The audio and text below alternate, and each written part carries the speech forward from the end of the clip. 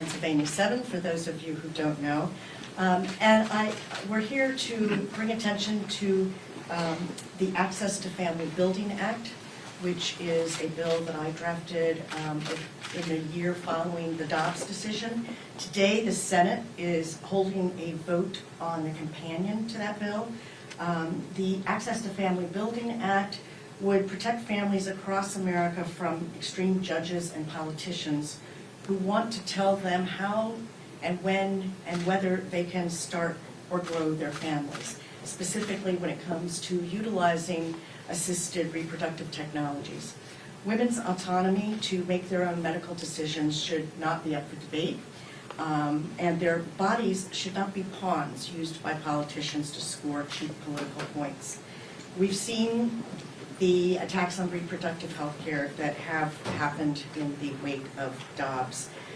And earlier this year, as many of you know, the Alabama Supreme Court made the cruel decision to ignore medical science and classify frozen embryos as children, prompting fertility clinics across the state of Alabama to pause treatment, IVF treatments, on women that were already in progress. And I'm not going to get into the science here, but I'm happy to talk about it with anybody who wishes to.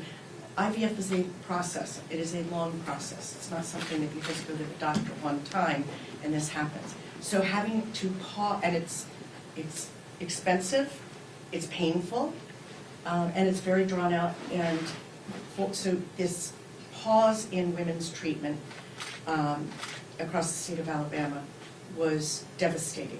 It also does all kinds of, it wreaks havoc on a woman's body to just abruptly stop what's happening in the IVF process. And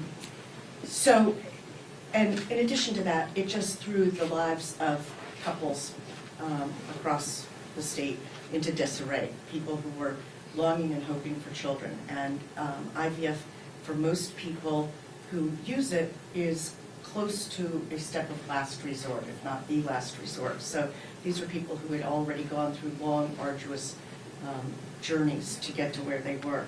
So in the aftermath of that terrible decision, so many of my colleagues, including so many of the people here, spoke out, sharing their personal experiences with infertility and reproductive technologies, and sharing their support for the Access to Family Building Act and protecting IVF, as well as other assisted reproductive technologies for all Americans. And so I'm grateful for everyone's support here.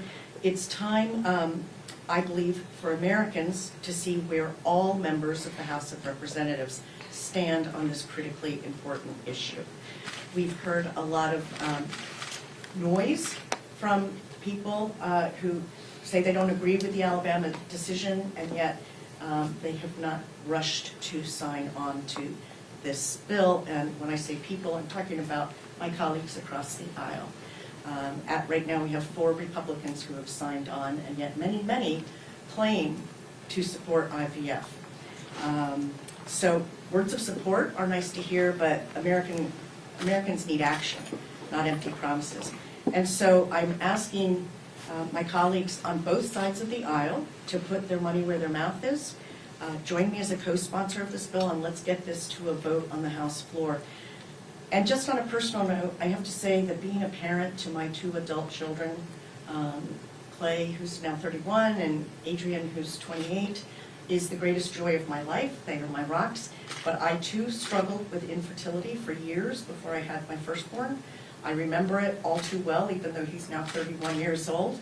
It's traumatic, and I just can't explain what it's like when you actually finally conceive and then give birth to a child, and that feeling of relief that you're going to be able to do something that so many people just take for granted.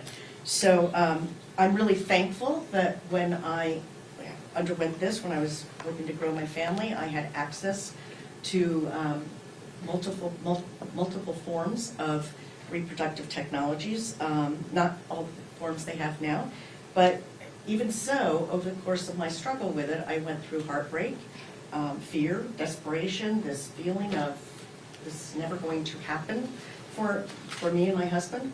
And so it just makes me, and I put myself in other women's shoes, other couples' shoes, when I think about them being denied IVF access. And it just infuriates me that judges and politicians, people with no medical background, no credentials, no expertise, think that they have any right to tell these women what they can do with their bodies, or these couples whether they're going to be able to pursue what may be their only chance at growing a family. So I think as legislators, our most basic duty is to make life better for the people we have been sent here to represent. I take this as a very serious responsibility, and I know all of my colleagues on the stage do as well. So it's a fight we can win. I truly believe that if we all work together. I do hope that our colleagues across the aisle will hear the American people loud and clear and understand that IVF is something that we should be embracing, that we should be encouraging if people need it. And I'm going to turn it over to my colleagues here, and first I'm going to turn it over to Congresswoman Debbie Wasserman Shultz to say a few words. Susan, thank you for this box. You can always count on me, Debbie. I gotta go get me one of those. Susan, you just brought the most joyous memory that my husband and I had in our lives together when we found out after we went through IVF that it was successful and that I was pregnant. And then when we went to our first ultrasound a couple of weeks later and found out we were having twins, we were laughing with joy. Literally laughing. And I had not thought about that moment in a while. So thank you. And thank you so much to Congresswoman Wild, to our colleagues here, to my sister, Sydney Kamlager-Dove, who's also been through the trials of infertility, and so many millions of Americans who are impacted by infertility. I mean, I was 29 years old, and we had been trying for a year. We had actually waited, we had been married 7 years. We, took the time to wait, build our careers and enjoy some life together first. And in a billion years, we never thought, Steve and I never thought that it would be hard, to conceive. And after a year of trying, we were advised, go to a fertility specialist because it's, not a typical result to not be pregnant when you were at that stage of life. And so we were told at the time that really because of the particular problem that we had, that the only way we could conceive was through IVF. And thanks to that incredible scientific miracle, we were able to conceive our twins, Rebecca and Jake, who are healthy 25-year-olds today. And then we had our third child, Shelby, naturally. So something sorted itself out, thankfully. But seeing that struggle up close, I've fought for years to help expand healthcare coverage access for a prohibitively expensive fertility treatment that not just makes it accessible, to make it not just accessible, but to affordable to those who need it. And here's another important wrinkle to this, especially as we have advanced in the 25 years since I was fortunate enough to become a parent. As a breast cancer survivor, I survived breast cancer after a diagnosis at 41 and learned that I was a carrier of the BRCA2 genetic mutation, which I can pass by myself on to my children. And so that new wrinkle is that we have now spent that time worrying, did I pass that genetic mutation on to my children? Are they at greater risk for breast cancer, for ovarian cancer, for other kinds of cancer? And now, thanks to the miracle of IVF and the ability to select out, if you go through IVF and you can, you have a number of embryos, you can test the embryos to see whether they carry the various genetic mutations. So my children, if God forbid one of them or any of them have the BRCA2 mutation, they could choose when they decide to have children whether or not to go through IVF and only implant embryos that don't carry that mutation, and that would end the cycle of genetic cancer in my family.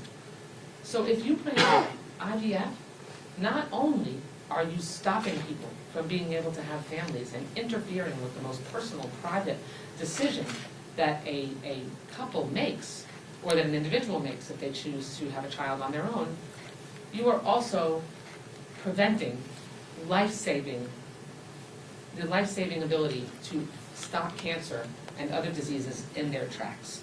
And that is absolutely unacceptable, and we have to make sure that we don't create anxious, desperate, frightened families who extreme Republicans are torturing by threatening the ability to use IVF to start their families or save their families. That's why my cancer survivorship bill expands Medicaid coverage so that cancer patients aren't forced to forfeit parenthood to stay alive. And now IVF has enabled millions of Americans to deliver babies. There remain substantial medical, financial, and health equity barriers that stand in the way of so many who require medical assistance. And we cannot allow the extremist Republican agenda to add yet another barrier to an already difficult and heartbreaking process. By wielding an extreme reading of the Bible, only using one religion's version of what is acceptable in terms of decision-making about fertility, Republicans nearly banned IVF in Alabama, and after that, some advocates warned families to move frozen eggs out of Texas. And I fear that more states will follow. These laws place government in our personal family decisions. They inflict legal chaos and uncertainty on doctors, fertility clinics, and prospective parents. And any state with so-called personhood laws could be the next Alabama where anxious, desperate, and frightened families become subject to this MAGA Republican torture. No judge or politician should have autonomy over a woman's future. All women deserve the freedom to choose IVF or any form of fertility treatment to be able to start their families, or birth control or abortion for that matter. And for this reason, it is essential that Congress pass Congresswoman Wild's Access to Family Building Act, which will protect IVF and all reproductive care. Last week, extremist Senate Republicans blocked this bill, but hear us now. We will not back down. The ability to have children and the timing of building a family is a basic human right, and the Access to Family Building Act will ensure that parents battling infertility can continue to grow their families and save lives. Thank you so much, Susan. Thank you. Thank you, Congresswoman. And with that, I'll turn it over to Congresswoman Houlihan. I think I may be tall enough not to take the stool, although I'm not that tall. Hi, everybody. I'm Chrissy Houlihan, also from the great Commonwealth of Pennsylvania. I come here to speak very quickly. A couple of things that have not yet been said, but would emphasize why this is important and why now. The Senate is taking a vote on this issue right now. If you're of a certain age, which I am, to remember your schoolhouse rock. There is a requirement that even if that were to pass on the Senate side, that we, of course, also need to pass that, a version of that, at least in the House side as well, for it to be a law. And I do genuinely believe if push came to shove and everybody were required to make an honest vote on this, that we would vote to pass this on both sides, both the Senate and the House. Whether or not an honest vote will happen or whether a vote will happen at all, it remains to be seen, and that's why I'm standing here to push the importance of making sure that we take this bill up in the House as well as in the Senate. So that's the first thing, is we have an opportunity. We are actually legislators and lawmakers, and the American people are demanding that we settle this, and we can settle this. So that's the first issue. The second thing I want to emphasize is, as Susan and my colleagues inevitably will also say, this is about the right that people have to choose when, where, and how, and with whom they have a family. In a nation where we purportedly value families, we don't do a whole lot to put our money where our mouth is, and this is one way in which we can do that. I will highlight and elevate two communities that I think are particularly important to me. The veteran and military community, which I believe needs rights and access to these sorts of treatments and technologies, and also the LGBTQ community as well. So I think that this is something that's not just about our traditional vision and version of a family, but is a vision of what a family looks like, no matter what the family looks like. We have the opportunity, the right, and the privilege to have children, and that should be protected by the lawmakers of this land. And thank you very much for the opportunity to speak, and I pass it back over to you, Susan. Thank you so much, Rep. Houlihan, and I'd like to invite Congresswoman Kamlager-Dove to make a few remarks. Thank you, Susan. And I know I don't need to talk. So hello, everyone. I am Congresswoman Sydney Kamlager-Dove from Los Angeles, and I really think that it is shameful that once again we Democrats are standing here talking about this issue and really asking our Republican colleagues in both the Senate and the House to step up and do their job and protect women and protect families. Many of us have been sharing stories, but the reality is we are fighting with the federal government and also with states as they begin to enact laws to really essentially force sterilization through the constriction of IVF and other fertility treatments. And that is not drama. I'm saying something very real. We are talking about choices being taken off the table for women. The United States is incredibly provincial when it comes to sex and talking about sex, and also when it comes to talking about the challenges of conception. And yet so many families struggle with trying to conceive each and every day. My story is I was very excited about the possibility of trying to have a family. We were unsuccessful in the natural ways, and so we looked to science. And I was poked and prodded and had eggs taken from me and all of these things being put into petri dishes. And after months and months, many, many months, close to a year, exhausting many of our financial reserves, we had to turn to IVF. And that was a traumatic experience, emotionally, financially, physically. The stress that it puts on a family and extended families, parents hoping to be grandparents, waiting for you to give them the call saying, this has happened. And eventually, I was successful in having 3 stepchildren. My story is not dissimilar from many others. What I had, though, was the option. I had the choice to use fertility treatments to help me with my journey. And that is what is being taken away. The Roe versus Wade, which was decided when I was in college, 50 years later, was overturned, is just staggering to me. So I just think something that we took, as I said, things that we take for granted, personal liberties, which everybody claims to consider to be incredibly important. I included in that the right to control your own body. So I think what we have learned is not to ever underestimate the GOP in terms of their willingness to infringe upon people's rights and liberties. And the only thing I'll add is that another important element of what we've learned is that we have to make sure that voters understand that post-Roe, post-Dobbs, reproductive freedom is on the ballot. And that is not specifically defined or limited just to a woman's right to terminate a pregnancy and leaving that decision between her family and her faith and her doctor. That any form of reproductive freedom is on the ballot because we need to make sure that we have a pro-reproductive freedom majority in the United States Congress. Yes. Yes. Thank you. So in the Senate, Republicans actually today introduced a bill to promote restorative reproductive medicine, which is a practice that anti-abortion groups say is an ethical alternative to IVF and reproductive technologies.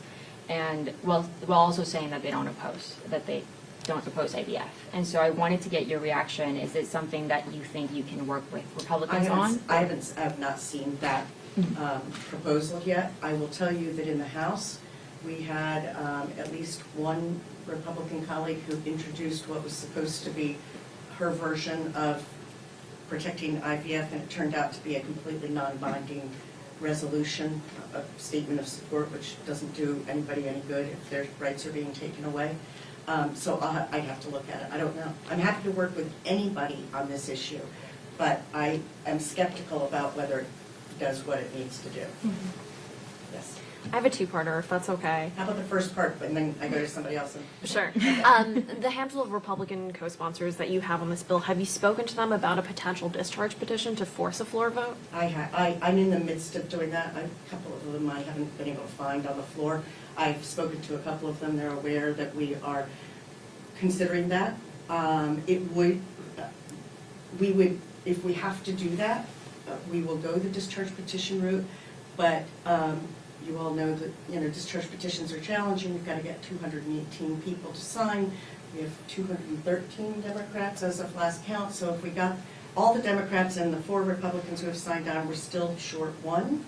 I wouldn't mind being in that position and trying to find that one Republican who's brave enough to sign the discharge petition. So we're working on it, is the answer to that. Yes?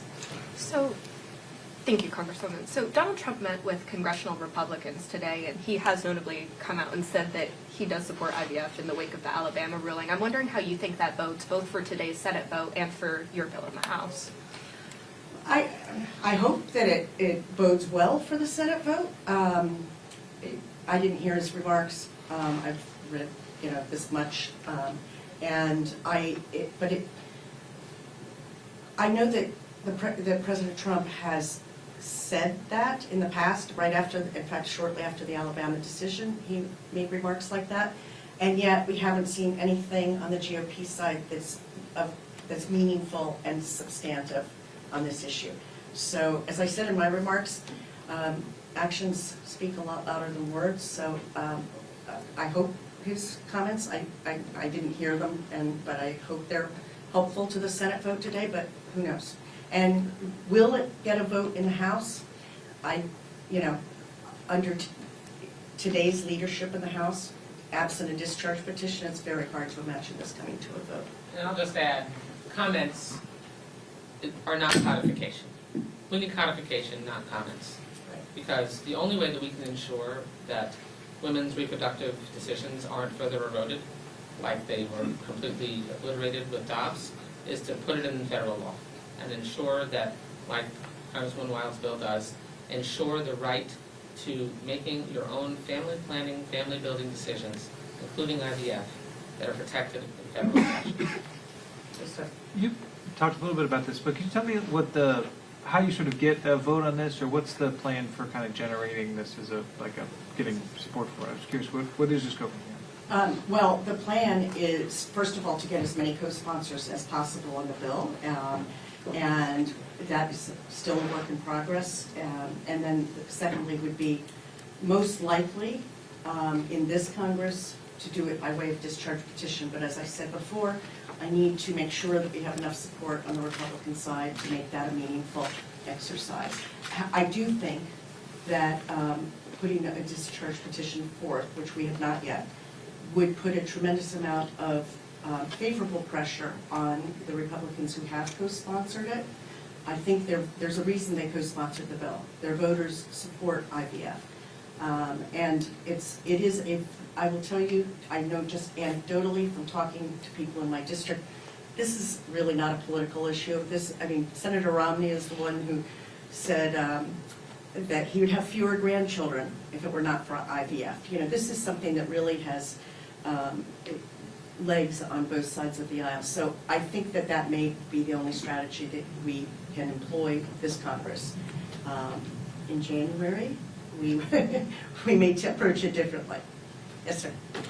So I know you sort of addressed this in an oblique way a little bit, but some of the Republicans are saying that IVF is already legal in all the states, and that this is just a Democrat messaging bill before the election. How do you respond to that? Well, all you have to do is look at real life examples. We know in Alabama that right after that court decision, the clinics shut down their operations, paused their operations, I should say. And as I mentioned before, the process of IVF is lengthy. It's not like you can just say, oh, not this week, maybe we'll come back to it. I mean, it's very time sensitive. And I have constituents who are military families, I mentioned those before, who have talked about their concerns of not being able to get IVF treatment at their next duty station because that, whatever state they might get assigned to, has restrictive laws.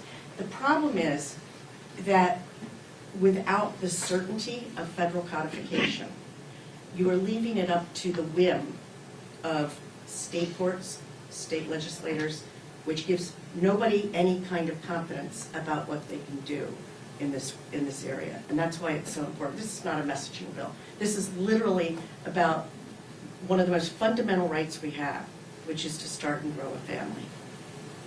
Yes, ma'am. Some Republicans have proposed restricting surrogacy, which obviously with IVF is an important way many families, including LGBTQ families, build their families with IVF.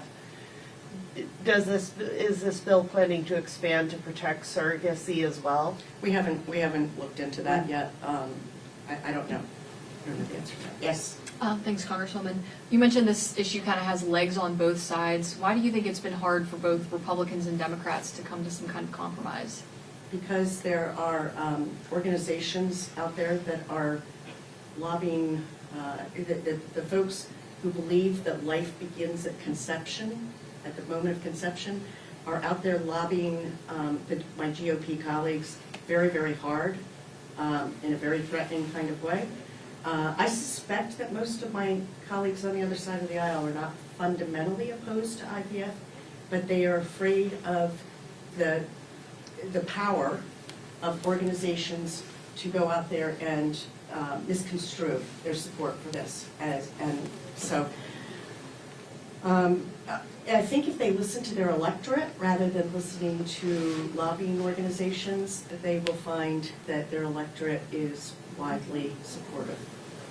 You had another part. Yeah, sorry. I know you're here to speak about your bill, but I did want to ask you for your reaction to the Supreme Court ruling today on mifepristone, that the plaintiffs had lack standing. Well, so I was initially, I have not read the decision yet. I was initially very encouraged by the news. However, I've, in the last half hour, come to realize that they based their decision on a matter of standing, that the plaintiffs don't have standing. At least that's my understanding of their decision. So it's not really a decision on the merits. It means that another set of plaintiffs who do have standing could come forward and we'd get a different decision. So obviously, we'll take the win for now, but it's, I don't think we should by any means think that that's an indication that the Supreme Court is going to suddenly be in favor of women's reproductive rights at the Supreme Court as a whole. So I think it's really important that people understand that it was almost a technicality that they decided it on. That's why it was a unanimous decision. Yes. On IVF, I wanted to ask about all these IVF Republican bills that they've introduced. Are they actually, do they have any sort of merit, or is this them kind of responding to the criticism that they've gotten? The latter. Not a single one has any teeth to it. And by the way, if there was one that mirrored this or similar, I'd be signing on to it and helping whoever wrote that bill get it to a vote. But those are messaging bills, and they don't have any teeth. Yes. I have a second question. Thank you. I wanted to ask, you had briefly mentioned the role that religion has played. So delegates at the Southern Baptist Convention yesterday voted to condemn IVF, and there's, they report that they have nearly 13 million constituents following that denomination. I'm wondering what your response is to that as, these bills come forward. Again, I feel strongly that a medical decision should strictly be between an individual, woman, or in the case of men's medical treatment, a man, and their healthcare provider. And it is up to an individual to make a decision about their faith and where that enters into their personal decision, whatever the medical treatment might be. But there is no reason that, let's say it's a politician or a judge who happens to subscribe to the Southern Baptist thinking on this. Why should that person be able to bind everybody else who doesn't share in that same religion? This faith, just like medical care, is a very personal thing. And so I that's my reaction to it. We good? Okay, good. Thank you so much for all your interest. Really appreciate it, everybody. Thank you. Thank you.